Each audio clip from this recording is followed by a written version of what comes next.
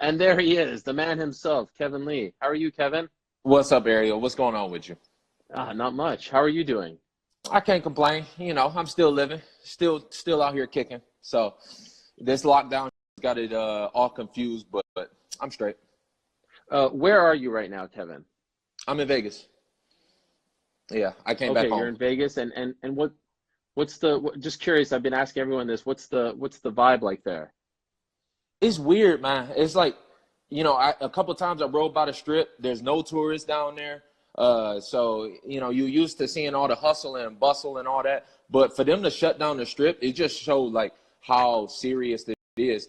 There's like a little park right behind my house, and they've like duct taped it all off. They like somebody died there or something. And then every night I've seen security rolling around, making sure nobody's gathered. Like they taking it real serious. So I'm keeping my ass in the house. Good. I hope everyone's taking it seriously at this point. It should be taken seriously. By the way, I don't know if you noticed, it's not really good as far as the way it's positioned, but that's Detroit Rock City behind me. Yeah, yeah, I see it. I see it. All right, just for Okay. you, my All right. man.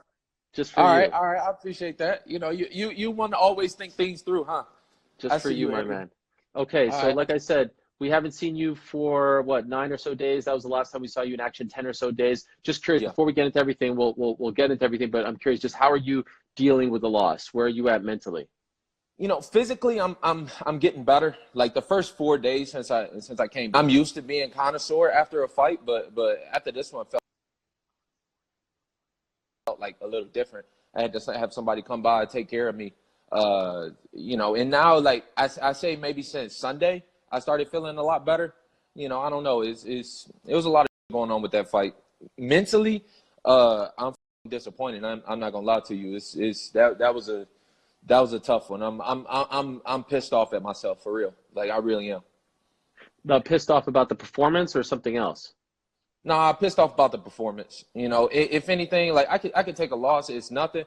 But for me to not go out there and perform to the level that I know I can, and to the level that I was doing in training, like I mean, I know a lot of people say it and they say, "Oh, that was a great training camp," blah blah blah. It really was. Like that training camp, I put in some serious work in there, up in the snow in Montreal every single day, and I feel like I didn't show that. Like I was going 7 or 8 rounds in training, and it was just something different during the fight. The whole fight week was really weird. Like with them, kind of halfway putting on the event, halfway putting it off. It was just a lot going on, and I felt like that. I didn't show up. That wasn't me out there. How much did that affect you in the days leading up to it? Like we were in a little bit of contact, but the entire sports world and literally sports world, not just in America, but everything is shutting down beginning Wednesday. And the UFC continues to say this fight is going on, and they did put on the event. But the fact that like all these dominoes were falling, and you guys still had to forge on, mentally, did that mess you up at all in the build up to the fight? Uh, I say it split my focus a little bit, but honestly, like I just didn't approach that fight right. I'm taking full credit for that. Like I didn't approach it like in the most professional way that I could. Like I didn't have a nutritionist with me to kind of monitor me. So the whole time I'm thinking about the weight, like what I'm eating, what I'm putting in my body. I'm thinking about too many things going on at once. And then once that came about too, and it was like, okay, I got to put on a show too on top of it. And you don't even know if you're gonna fight or not, or it was really weird. Like they asking about tickets and all these different things. And then when they tell us that we're gonna fight in front of nobody, it split my focus a little bit. But honestly, I'm not putting that on nobody else but myself. It was me. I don't know. I didn't approach it right, but I'm gonna learn Oh, from it. That's it. why didn't you have a nutritionist for this one? You know what? I mean, the fight before when I fought in New York, the UFC had Trifecta down there, and they had Tyler Mitten that was working with him. And Tyler Mitten was my nutritionist before, but since he had been working with Trifecta, I assumed that he was at all the events. So honestly, I didn't even reach out to him. I just assumed he was going to be there. But by the time I actually got there, checked my weight, and saw where we were at, it was like too far, too gone. It's all the way down in Brazil. It took too much to fly him, and I just thought about it way too late. And I kind of the UFC kind of spoiled me with the last weight cut. They provided all my meals, they provided all the water, they provided everything. So when I got down to Brazil and I got there 10 days early, I didn't even know what to eat while I was down there. You know, I was eating like nuts and I kind of resorted to not eating anything, which is one of the Wow. worst things that you can do during a weight cut. But, you know, I did what I had to do, I guess. But, I mean, it fucked me up. When did you start to worry that this was going to be a problem making 156? I knew on like that Tuesday, like when I checked in with the UFC, I kind of knew. And like I said, I just was way too heavy. And the only resort I had was like not to eat anything. I didn't even know what to eat down there. I can't speak the language. I can't, you know, it's hard for us to move around. Like, so yeah, I knew right away. At that point on Tuesday, did you try reaching out to a Tyler Mitten or another nutritionist to have them come, or was it too late? Nah, it was too late for a nutritionist. I mean, I asked for some advice. You know, I called a couple people and asked a different nutritionist for some advice, but it was too late to try and fly them down and then have a monitor and all that. It would have been it was far too late. And on top of that, we could only have certain number of people at the event in the first place. You know, he wouldn't have been able to watch the fight. I don't know how that would have went down anyway. So, nah, So like, it just at the point it was what it was. I told them to reach out to Charles and tell him and his team, like, I'm gonna have trouble making it. I mean, I had all intention on making it, but you know, it was kind of heavy. I ain't gonna lie. did you guys talk about a potential catch weight? I mean, I didn't even offer catch weight to him. I just told him I wasn't gonna make it. Like, Oh, okay. I mean, if he would have took catch weight, that would have been cool. But I didn't even, you know, I just told him what it was. It was like, okay, you go ahead and have 20%, I guess. Like, I just kind of bit the bullet. Wow. So like 24, 48 hours before the fight, what, if anything, are you eating? For the weigh-ins, I should say. Some pecans, some pistachios, and that was That's it? that was pretty much it, man. Like it was like 3 days like that, damn near, and it was too much too, a little bit. Like it was a little too much. I had a little bit of spinach too. We had like some dry spinach, but that was it. How close were you to not actually fighting? That didn't really cross my mind, you know. Like, I mean, I know a lot of was going on, but I knew I had to put on a show. Like, either way, you know, that didn't ever cross my mind. Win, lose, or draw. Like, even how it is now, you know, yeah, I might have lost a fight, but I feel like I still gained a lot and I still learned a lot. Honestly, like, that fight I think was much bigger than even I kind of see. People recognizing me left and right like crazy now. It's like I think everybody watch that fight. I hate that I performed the way I did, but there was never a question that I was, whether I was or wasn't gonna fight. Even if I had to go out there and lay an egg, I was gonna do it. I signed a contract, so once I signed the contract, it is what it is. Okay, so there was no thought in your mind that like, oh, this is a serious issue. I can't be next to people. I can't compete. You never thought about pulling out. Nah. Okay. How weird Never. was it to compete in an actual empty arena like that? Was that bizarre? Yeah, it was. The walkout was really weird. And you kind of look around and you see, you know, yeah, I fought in the small venues before in the beginning of my career, to where like there's not a lot of people there or whatever. But for the size of the arena and for it to be no one there, that's what kind of made it a little weird. Once we were actually fighting and actually in there, the only thing I could hear was our coaches, you know, and honestly, it kind of felt the same a little bit. You know, I mean, it's a fight, so I wasn't paying attention to nobody else on the outside. I was kind of expecting that Brazilian crowd, because I fought down in Brazil before, and I remember how much they can sway the fight.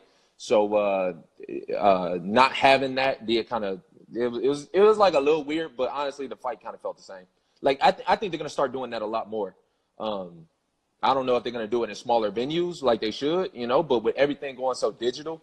I think it actually makes a lot of sense. They should. You could fight in a yacht in the middle of the ocean or something, you know, or I don't know. They'll think of some crazy, but that'd actually be kind of cool. So as far as the actual fight goes, like the actual fight itself, what went wrong? What were the lessons you learned? What did you do incorrectly in your opinion? I didn't listen. I stopped listening. You know, I think the fight was going real good the first 2 rounds.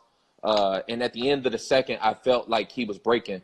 So when I sat down for that third round, I told him, I was like, listen, I'm about to go at him. You know, that wasn't part of the game plan. The game plan was to go 5 rounds. It was to wear him out in the fight. And I felt like that was working. And once the third round started, I just said, fuck it, fuck the game plan. I threw everything out the window.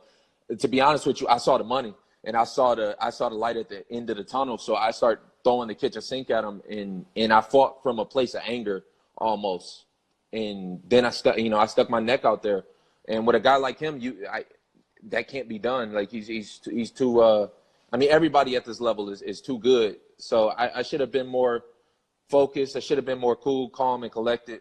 And honestly, I lost my cool. I fought from a place of anger, and it wasn't nothing on nobody else. It wasn't the coaches.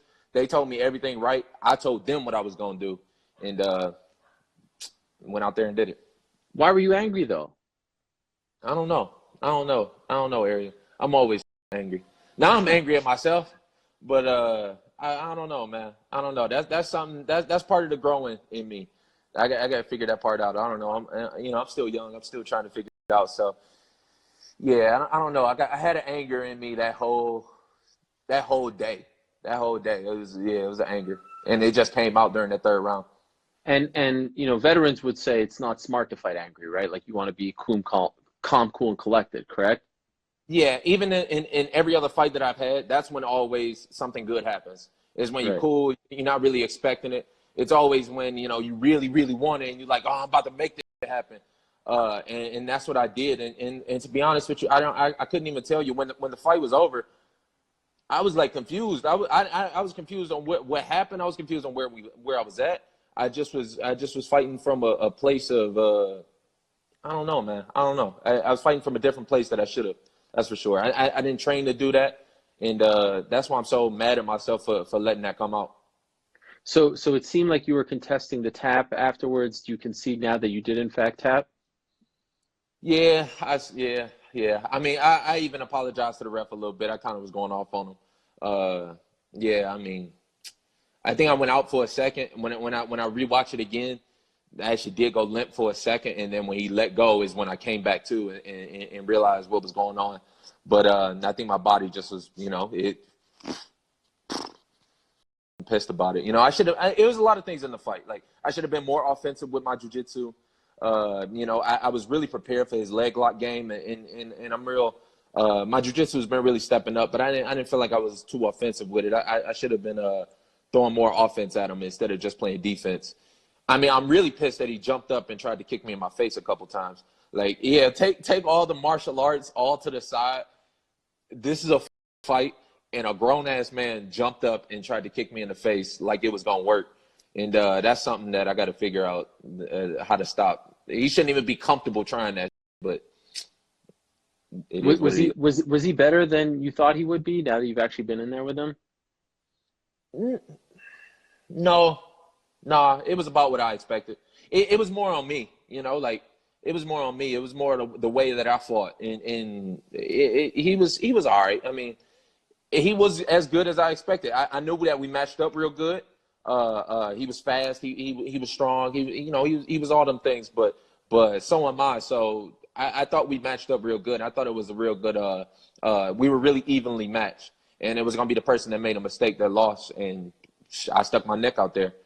And part of the game plan was always never to shoot when we were in the middle, just because we knew how dangerous his guillotine was, and look what I did. How much would you say the failed weight cut affected your performance?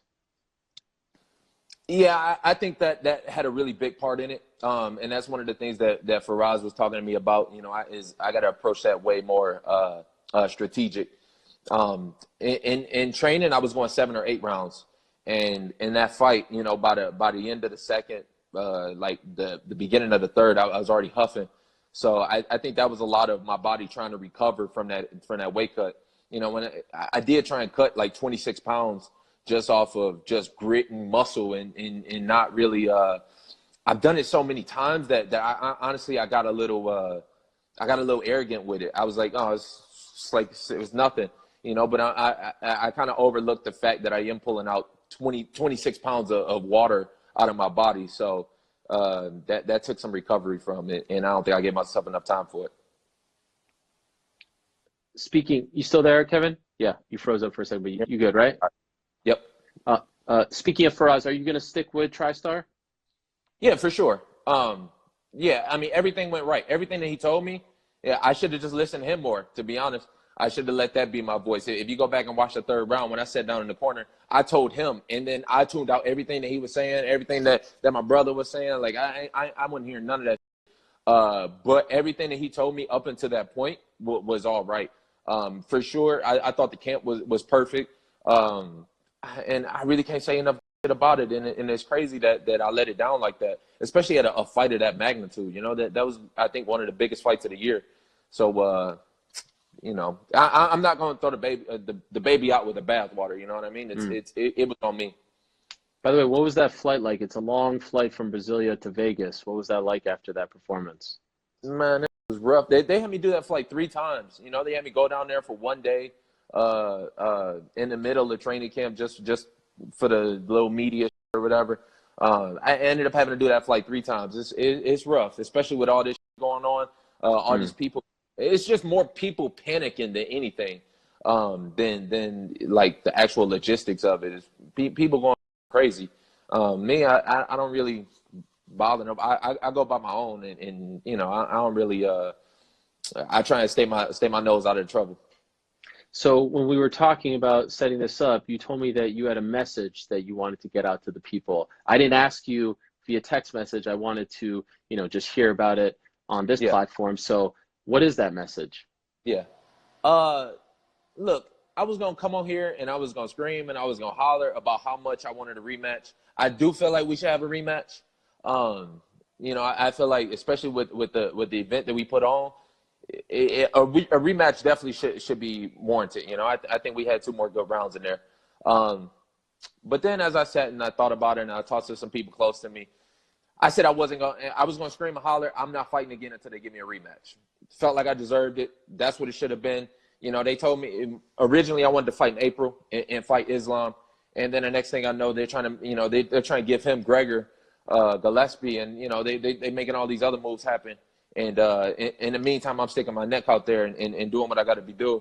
But you know what? I don't even know. I'm not even going to scream for it. I'm going to sit back and reassess, and then we'll go from there.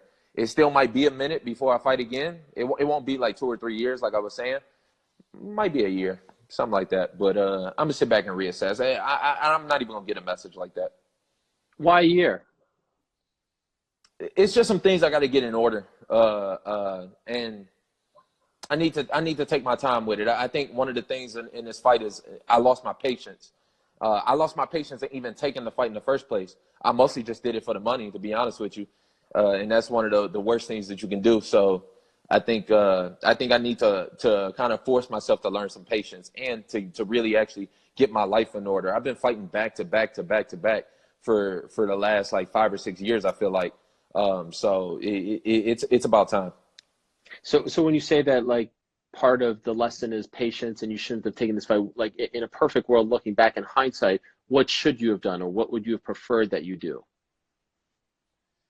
I probably should have waited a couple weeks and then tried to fight on that April card still. You know, I still wanted that Islam fight. And that's where my mom was at the whole training camp. Even though I was saying it wasn't, it still was.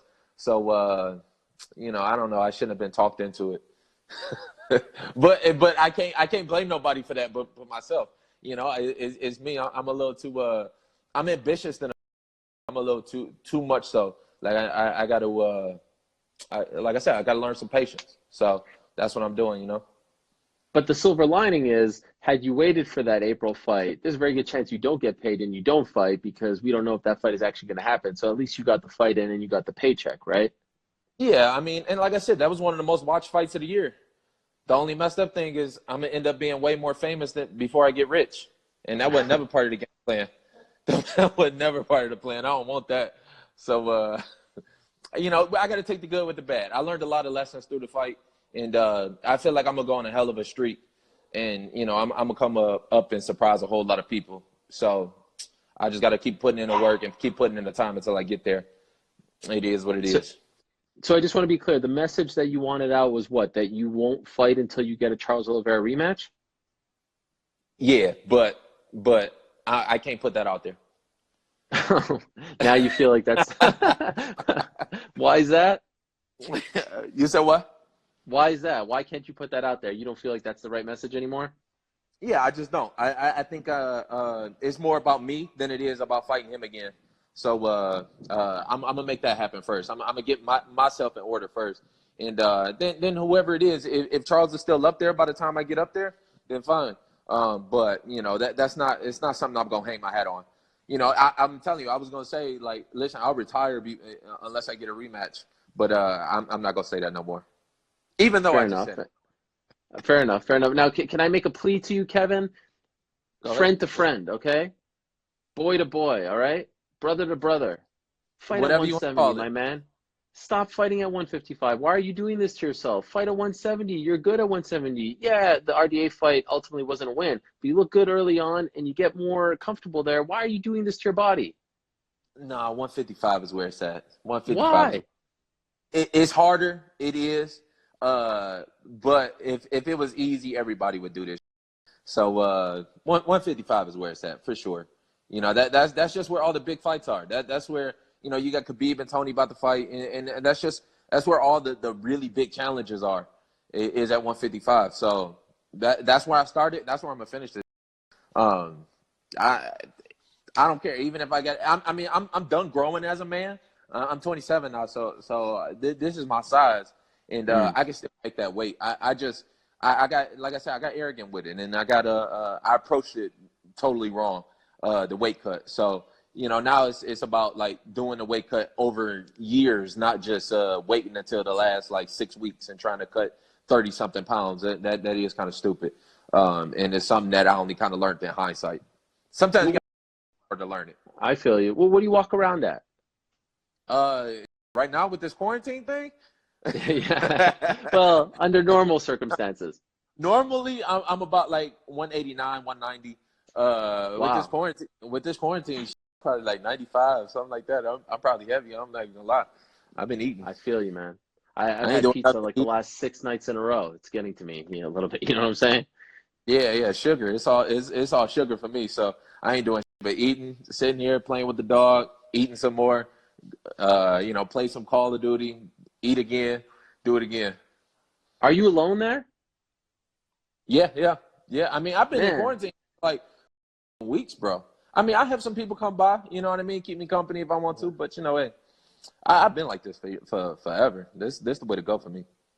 and by the way, I'd be remiss if I don't ask you this. I don't know if you are actually looking at the comments, but Dylan Dennis has been uh, incessantly commenting over there, trying to get your attention. And so I was just wondering if you wanted to say something to Dylan. I suspect you didn't read everything that he wrote because he was writing a lot while we were talking, but it seems like he's trying to get your attention.